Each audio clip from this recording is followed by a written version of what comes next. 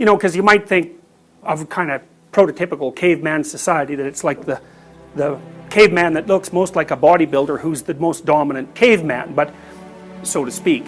But what DeWall found among the chimps was that the chimp who was at the top of the male dominance hierarchy, who remained at the top relatively stably so that he wasn't brutally murdered, say, by two chimps that were below him in the dominance hierarchy, was actually kind of a good leader in some sense, you know. So he got along well with the females in the troop and maybe even attended to their children to some degree, and he wasn't a completely unpredictable tyrant. You can't eliminate the necessity of being attracted to one another. That's important, and that's mysterious, you know. So for example, here's a funny thing. One of the things we know that attracts people to one another is bilateral symmetry. And so if you take men and you rank them by the symmetry of their faces, and then you give the asymmetrical men t-shirts to wear, clean t-shirts for a day, and the symmetrical men clean t-shirts to wear for a day, and then you give the t-shirts to women and you have them rate the odor, the women rate the odor of the symmetrical men as more attractive than the odor of the asymmetrical men. And there are other factors that determine sexual attractiveness that are based on biological factors that are that deeply embedded, in terms of smell, for example. So women also tend to not be sexually attracted to the scent of men who have, if I remember correctly, it's RH factors that would make for potential trouble in childbirth. And often the reason that the women give for not preferring the scent of those men is that they smell too much like their brother, something like that. So there's weird, mysterious things that determine whether or not people are sexually and physically attracted to each other, and I think it's very important that that's part of a marital relationship. The next most important thing is trust, man. It's like there's no marriage that's successful without trust. You've got to tell each other the truth.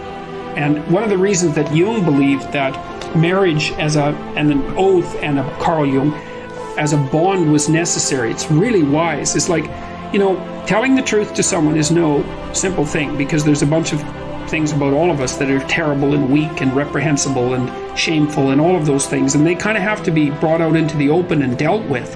And you're not going to tell the truth about yourself to someone who can run away screaming when you reveal who you are. And so the marriage bond is something like, okay, here's the deal. I'm going to handcuff myself to you, and you're going to handcuff yourself to me. And then we're going to tell each other the truth, and neither of us are going to get to run away.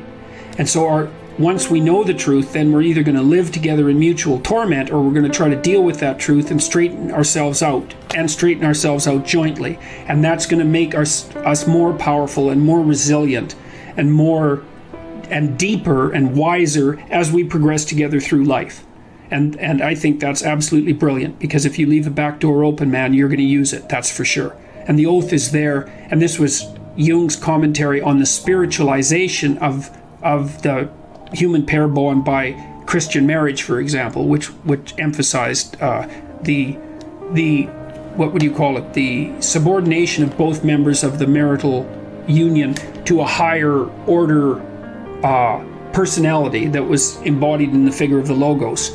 So the idea is that in the Christian marriage, for example, the man isn't the boss and the woman isn't the boss. The boss is the mutual personality composed by the seeking of truth in both of them, and that's conceptualized as their joint subjugation to the Logos. And that is absolutely dead on, man. It's like the ruler of your marital life should be your vow to tell each other the truth. Because like in hard times during your life, when you've done something stupid and idiotic that might take you down, and you don't have anybody that you can turn to, you know, if you have a partner that you can trust, you can go say, hey, you know, I made a big financial mistake, man, and it's really torturing me, and I feel like a complete idiot, and it's really dangerous. And the person there is going to help you figure out what to do about it. And they're going to know that when they make a stupid mistake, and they're bloody well going to, that they can come and talk to you, and that you guys are going to work your way through it. And that's a big deal. And there's a couple of things our culture gets really wrong, and one is it devalues marriage. That's really a very bad idea, because marriage is like a third of your life, and maybe more. And kids are a third of your life, and your life outside of marriage and kids is a third of your life, approximately speaking. And to miss any of that is a massive, massive mistake. Now, having said that, I will also say that for some people, missing one or more of those is necessary because they have a reason.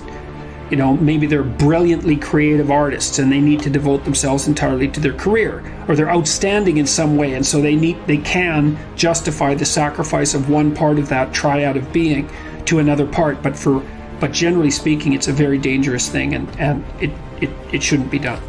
And also, kids get an absolutely terrible rap, because kids are delightful if they're well behaved. One of the chapters in my new book is called "Don't Let Your Children Do Anything That Makes You Dislike Them." And you can do that, especially if you discuss it thoroughly with your spouse, the person that's helping you discipline the kids. And children are the best company because they're really enthusiastic about everything. They love doing new things. They really love you, so they're happy that you're around. All you have to do is make sure they're not too hot and they're not too cold and they've had something to eat and they're not too tired, and you don't expect them to stay engaged in something for longer than they can manage. Because we used to take our kids when they were little out to restaurants, for example, and they could sit there no problem and behave really nicely when they were 2 and 3, but they couldn't do it for more than about 45 minutes. You can't push your luck. But I also noticed with little kids is that they got antsy and unreasonable about 5 to 10 minutes before the adults did too. It's just the adults were too stupid to notice. The kids would notice right away. So back to marriage. Well, you look for someone that you're attracted to, that you love, and then you look for someone that you can bloody well trust. And then you tell them the truth.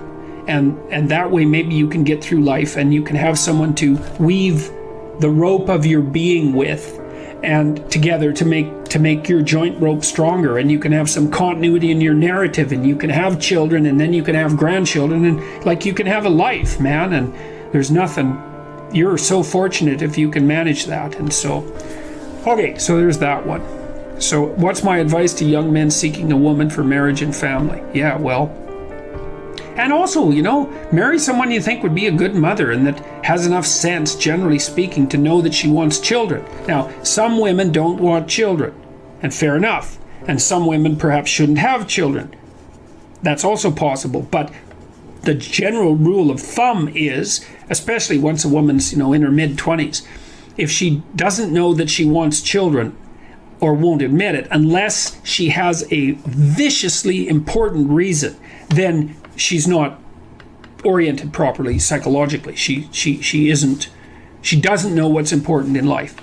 Now, that might also be the case with you, and it probably is, but as a rule of thumb, that's a really good one.